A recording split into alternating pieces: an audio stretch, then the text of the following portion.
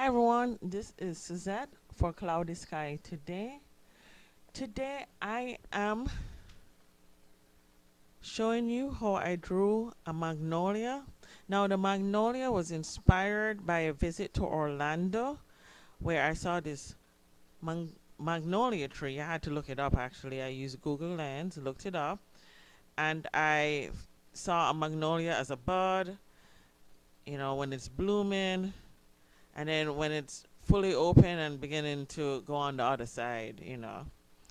So I decided, I was very inspired by it. So I took a couple of pictures and then took it back home. And here I am. I'm using multimedia paper. And of course, I have my little pencil, my eraser. I'm doing a sketch outline of it first.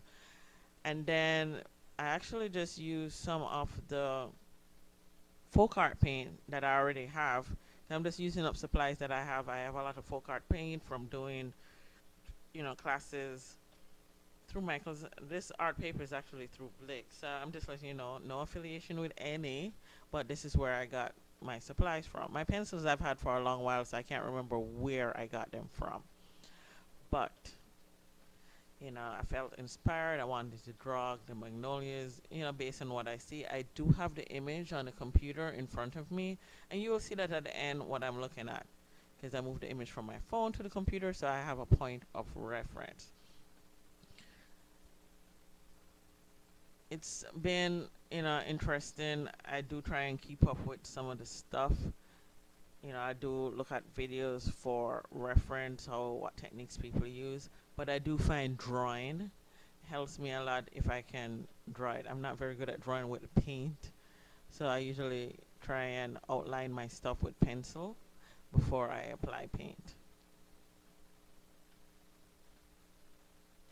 Technique wise, I would recommend Michael's do have some classes that are free that you can follow along while the instructor is doing it.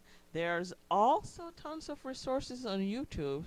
I wanted to learn how to do some smoke with the whips and the colors, and there were plenty I could choose from. Even the pure technique video that you may see, I'm not sure when, if it's before this or after this. It was inspired by a video I was watching on YouTube.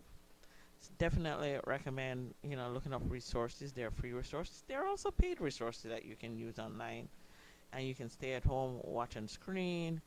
The good thing about the YouTube videos is that you can pause it, try out a technique, and continue. But yeah, this is my inspiration from the back to this.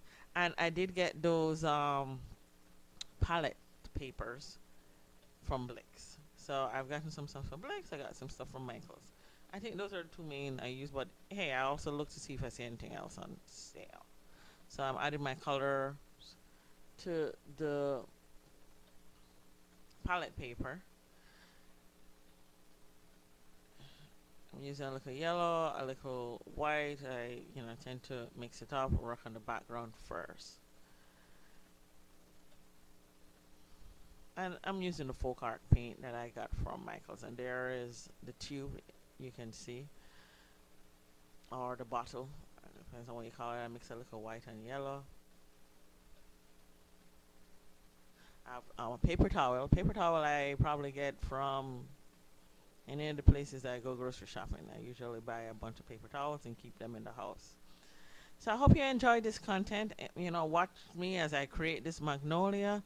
And if you'd like to see more, listen, subscribe and like this video, and I will produce more. Alright? So see you next time, and thank you.